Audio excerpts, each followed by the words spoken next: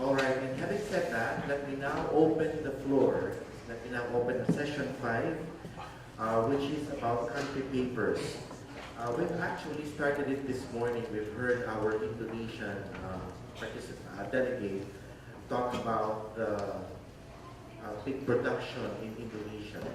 Now we're going to hear 4 more speakers from different countries, starting from Thailand, Vietnam, Malaysia, and the Philippines. And then we have another speaker, but this is not really related to country reports. Okay, so let's start off with the first speaker who will talk about pig production in Thailand. Our speaker is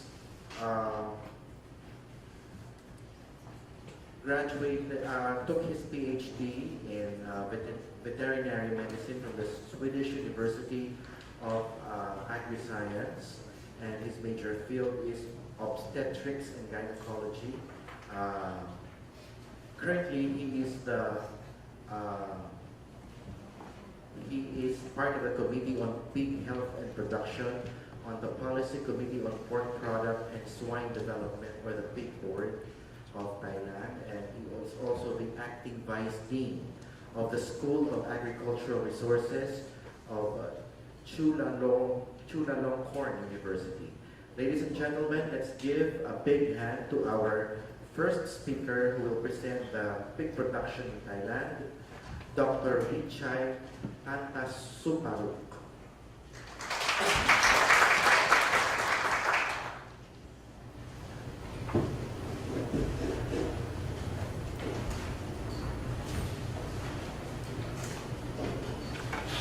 Thank you, Lona, for introducing me, and especially I would convey sincere thanks to the Professor Nagai to give me an opportunity to be here. And one of the organizing staff that have a very warm hospitality during last night during the meeting. So pig production in Thailand, I would start from background. 40 years back, at about 1970, the 70% of the total pig population was kept in the backyard system. At that period, we have the big firm, just as the big, and they conduct the locally contact farming with the intensive confinement farm.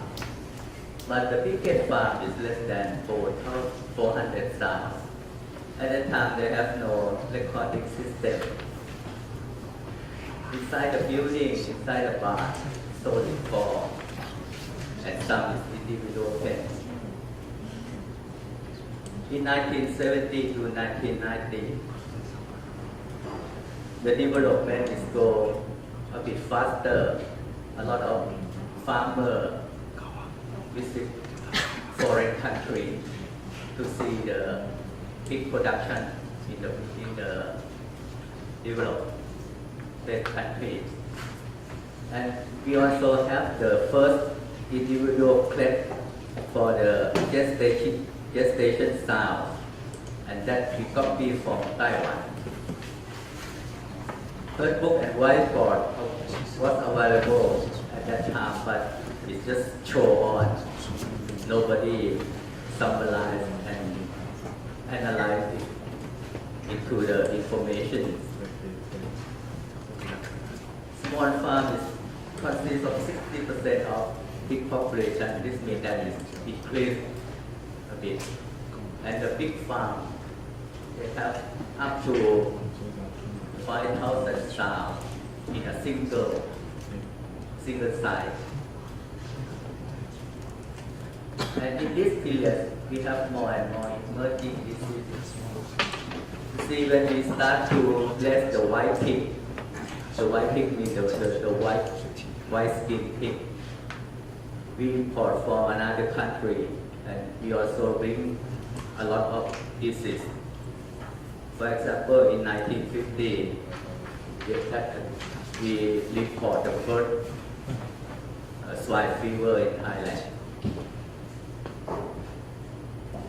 Some of them, for example, toxoplasmosis, we have it in our country, but most of the disease is emerging and is from outside the country.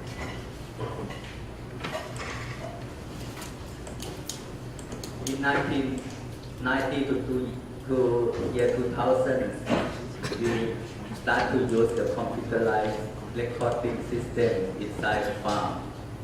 We have the farm data analysis, and some veterinarian become the farm consultant. In this period,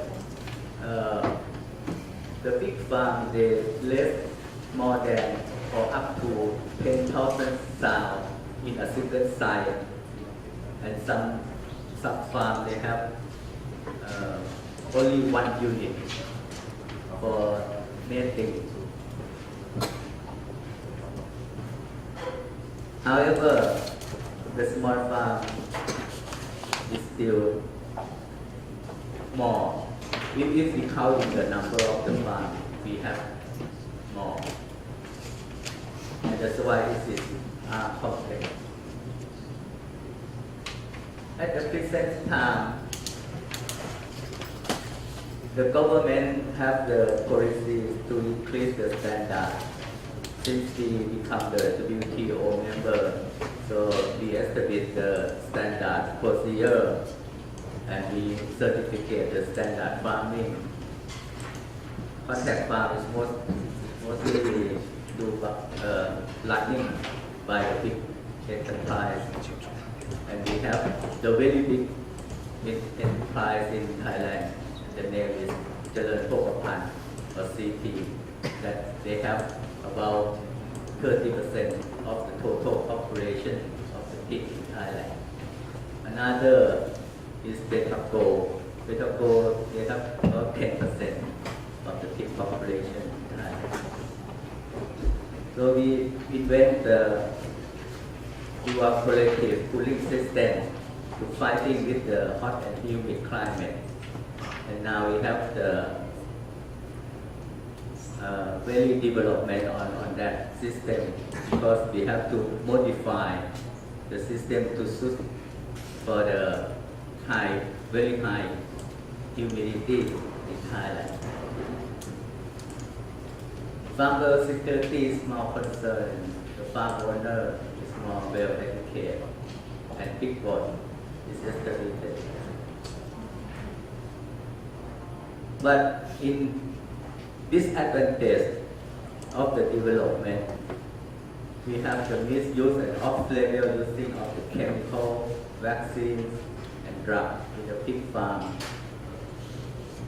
Especially the farmer want the cheap and very effective chemical, and the mainland China is the main source of that. But however, for the big enterprise, they have the minimal disease burden. That's with the specific pathogens we heard. That because we have the contact with the Japanese firm, and they want to import some pig from Thailand. They send the expert, and they have the cooperation to build the farm. So this is the number of the populations. The question is, do you believe in this figure? I can say that this figure is a raw data, and it's difficult to say in strength that this is true or not true. But in summary, in year 2013, we have 1 million sows. and produce 16 million fattener. If we calculate back, it's about 16 pigs per sow per year.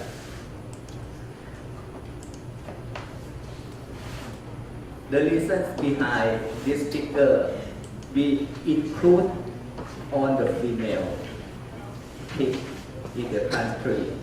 So the figure you can see is, for myself is low, because 16 is still low. If we focus on the top 20 or top 10 herd in Thailand, now I can show you the figure later. But you see the mark here, in 2010, they have a high pathogenic fossil reproductive and respiratory syndrome epidemic that started in June. At that time, we prepared 5 years before we become the ASEAN Economic Community. So everyone wants to increase the number of the sow to take care in advance. But unfortunately, when we recruit or bring in import a lot of fuel into the farm, PRS is happened. But I can show you the map later. This I map the epidemic of high pathogenic TLRI is first reported on the border in Laos border, it's about here, and then it spread to all over Thailand. But in this area is not the high populated. The high populated pig in Thailand here, the Ratchaburi province, but no report for this area because it's a sensitive area and nobody wants to report that, so we don't have the information from this. Also in the east area that we want to declare it the FMD free zone. So from this area we don't have the data also. So in the point of the scientist, this is difficult. It's not true. For the farming system based on the sheltered accommodation with outdoor pigs and the ratio of large scale and small scale is 80-20%. You can see the number of farms here. We have 69 or 70,000 breeder farm and 114 fattener farm. And I show you this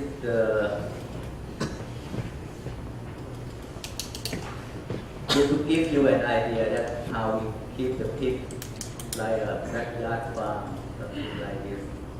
And this is modernized farm. For the reproductive performance, we have the study in Gill, and we found that the age at the first observed S is as low as 180 days. But this data is 5 years back. But now I conduct a new study and we found that the puberty starts at the age of 23rd weeks of age.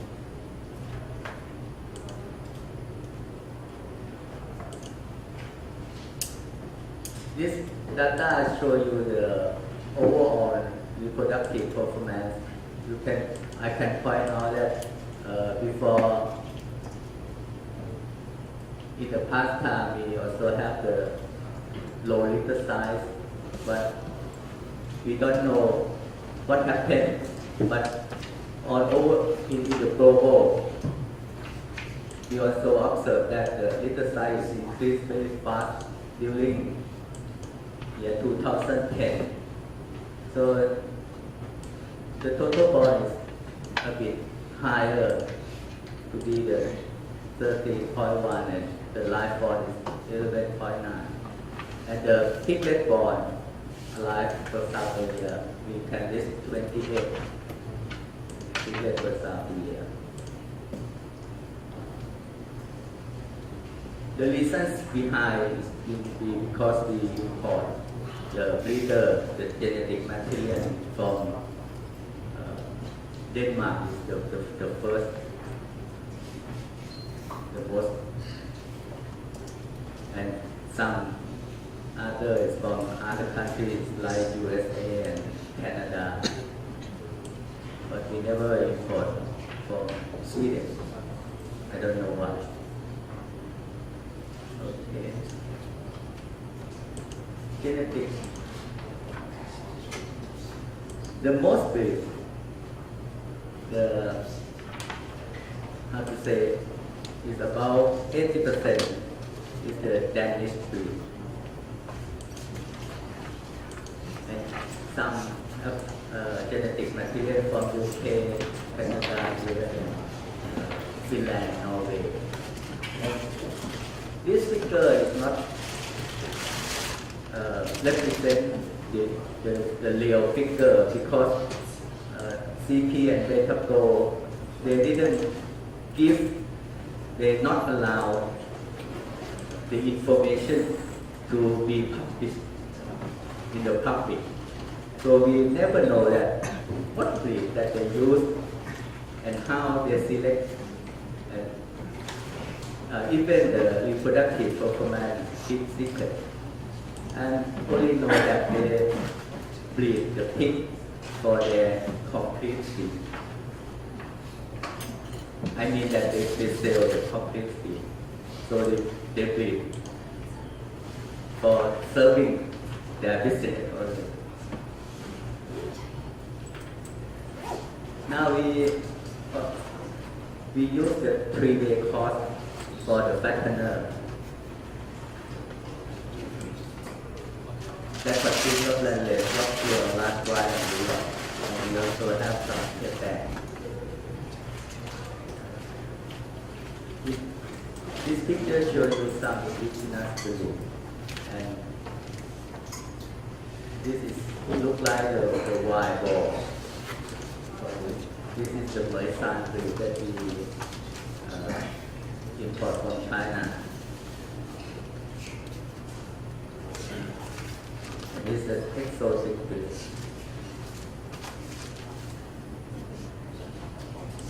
So for the feed, we have many problems with the mold and the mycotoxin.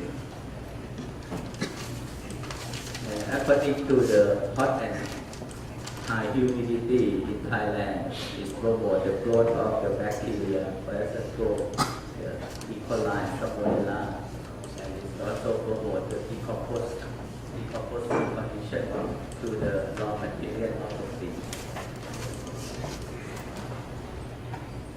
This shows you the biosecurity at the farm entry. We have the sticker for vehicle for the truck get inside the farm, and this is the shower room. Before enter to the farm, we have to change clothes and take a shower. We have to check the shower and change clothes. So for the slaughterhouse, we have 800 tanks, and the old-fashioned expect to be the standard by the year 2009, but the situation now is delayed because we have a lot of the politics, and that cannot push the old-fashioned slaughterhouse to be the modernized slaughterhouse. Testability we started in 2006, and this because of the barrier of the trading, and according to the WTO regulation, we have to prepare ourselves to be survive in the business. And now we have only two big enterprise and the Department of Livestock Development who running on the traceability. The objective is to export the pig, but now I think it's difficult because we have the problem of foot and mouth disease. That is the big barrier that we cannot export the live pig or the fresh meat to the other country. On the equipment, I think in Thailand we buy, we import, we transfer the technology from the first world country. So we have no problem about the equipment. In the farming house, I can show you you see this big little size using two service, 2 times AI, not 3, but not single AI. Because single AI is difficult in practical. We try once, but not success because it's the personnel. If that one is go out, we have to restart it again. And when we train the person who can do that, and we don't increase the salary, finally they go out, they resign to join the other farm. Okay, the problem, the most is, you can see here the climate. But I learned from Taiwan that the climate is, I think it looks like the same as in Thailand, but only in the southern part of Thailand, but not in the northeast or in the central part that have the different climate. That's hot. Somebody say that Thailand have 3 seasons. The first season is the hot season, and the second is very hot, and the third one is damn hot. And the food analysis. Also the energy crisis, biofuel, global warming, and life shortage is still the problem. But the problem is dynamic. Sometimes the raw material, for example, cassava and corn, they used to produce the alcohol to feed to the gasohol. But sometimes they stop, and when in the world market the price is come down, they prefer to import from other countries. So it makes the price unstable.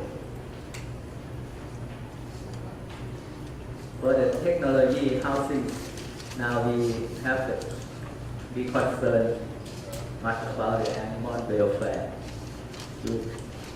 In the picture, you can see that the size of the fabric crate is bigger. It's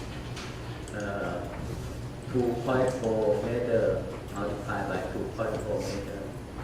And for the individual crate inside, we have 75 centimeter wide.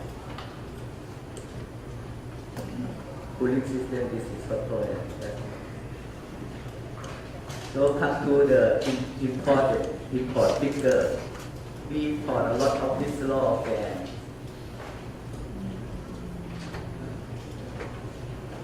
For the very big volume is come from Germany and Denmark. But we never know that some illegal imported of this raw organ come from mainland China. The police can catch them sometimes.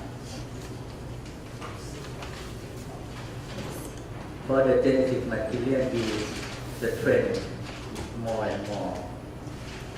But You can see it changed in the 1912, but to the 2013, the change is lower. That's because we have some problem with the PD and the population product. For the export, the live pig, the breeder, and the live pig, we mostly export to Laos and Cambodia.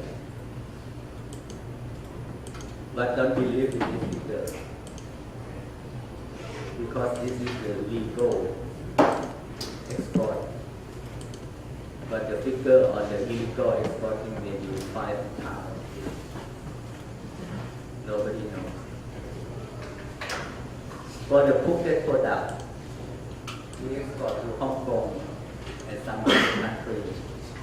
And if you buy some cooked, but didn't show in the report that you can find in the website, is because it's export. For example, a lot of cooked products export to Japan, but run by only one company, and after that they can distribute to the other country.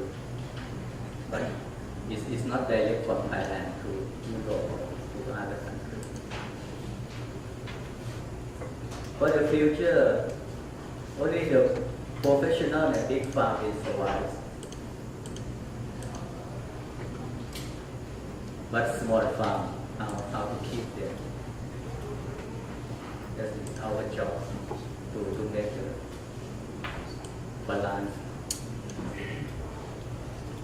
Integrated business, the group of companies more and more active and aggressive. This means that we have to join together. In Thailand, the people they not respect to the law and the rule. So when we start to form the cooperative, give the good results.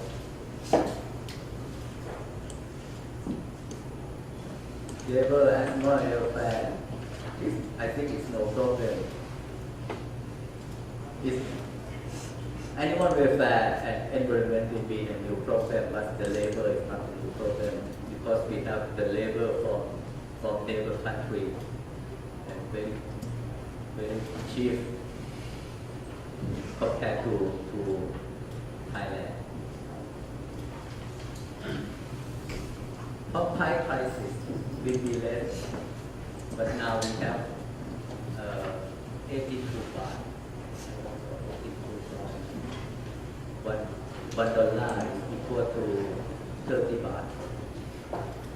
And the live pig now is 82 baht.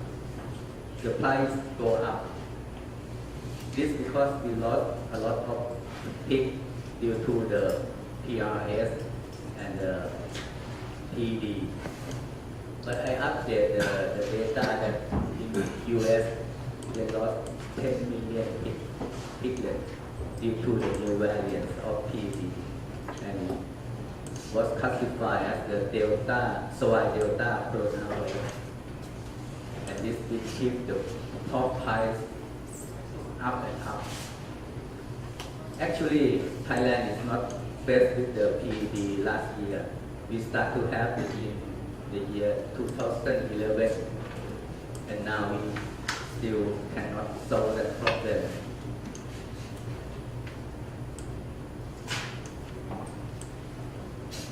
So, as ASEAN community, economic community still pay 50% loan. For the next year, we can export freely to the neighbor country or to the 10 countries inside the ABC.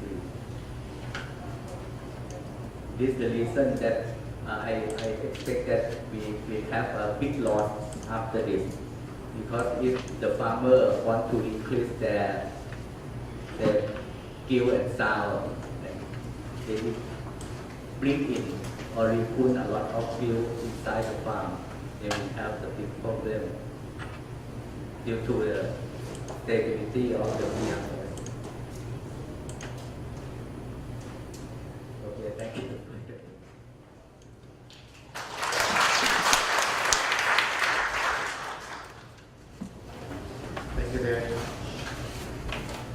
you very much, Dr. Wichai. Now the floor is open for questions. Any question on the very comprehensive report of Dr. Wichai on pig production in Taiwan? Yes. I obviously slightly disagree with the single serving, but we can talk about that over a beer. I have a more fundamental question about why would you want to keep the small farms?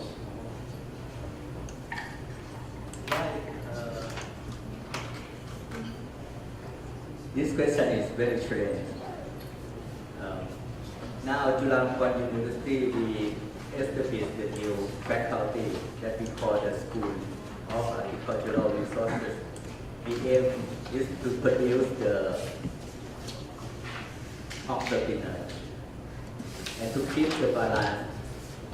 If we have only the big enterprise, big farm, when, how to say,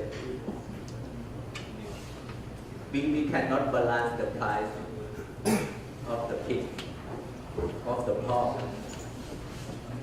If it's inside of the big farm, the big enterprise, and some days the business is broken by any reason that we don't know. That will cause a lot of problems. But my problem is that there are two problems. You're condemning people to live a life of poverty. I mean, small farms make no money, and you've got to work very hard. So, why? And then the second question is that pork is not a high-quality product. Pork is a food source for the planet. It has no intrinsic value. It is cheap. Therefore, you are in a world global market. Your price will be determined by the planet. It will not be determined by what happens in Shanghai. So you need to get the cost of production right. And I honestly do believe we have to stop trying to save family farms. Family farms, the son or the daughter of the family farm does not want to live in poverty the way that mother and father did. And I think we need to stop doing it. And the reality is pig production is business. It's not a corner shop. By the family farming is the sufficient economy. And this model will give the people have the, it's difficult to say, it's a very long story, but at least the small farm holder and the small farm, and maybe the backyard or family farm, it should keep to serve the local market.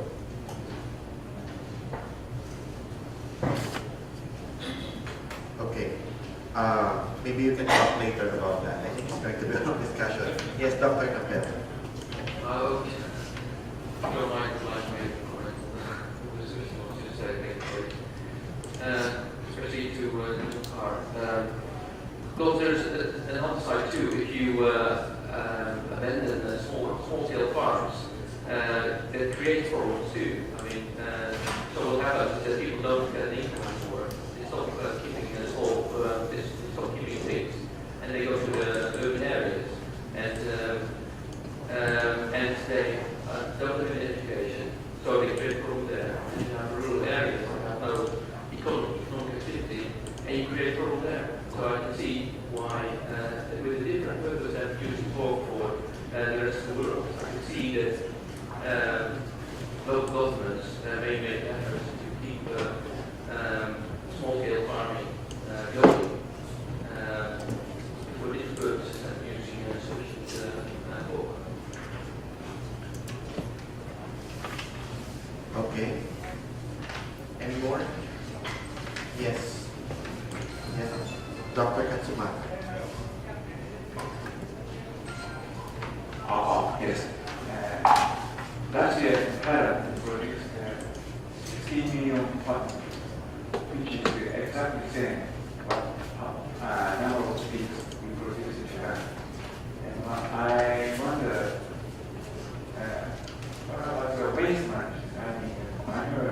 16 million pigs is huge. And our pig industry is still struggling. Okay? So what, do you have any comment? We treat it with the biogas system, with the copper lagoon and other system, and we can some big farm can get the carbon credit from. Yeah, what about nitrogen?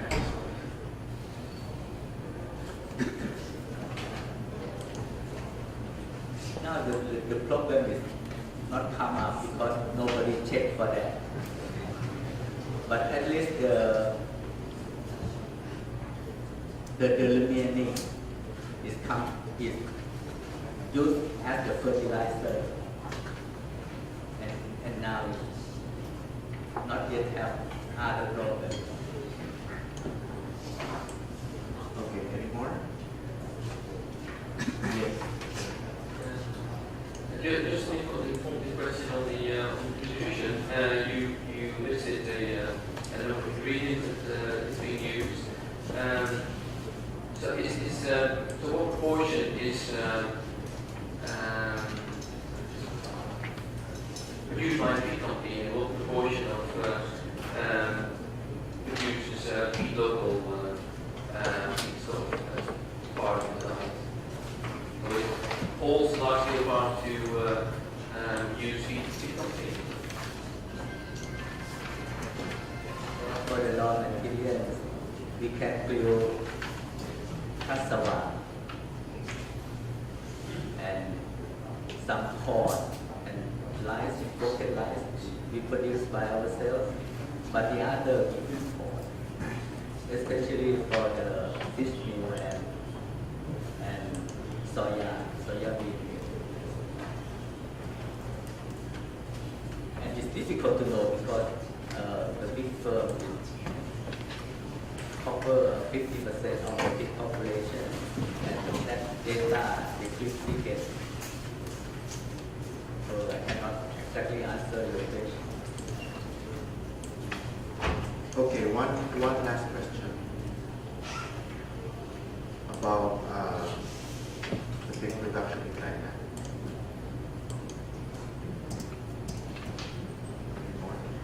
I'm just curious, this is my question. There's a political crisis right now in Thailand. So how do you think this is going to affect the pig industry in your country? I think it has no effect to the pig industry. Pig industry is been bigger and bigger to serve the labor consumption. And Okay. Thank you very much. Let's give a big hand to. We will pause for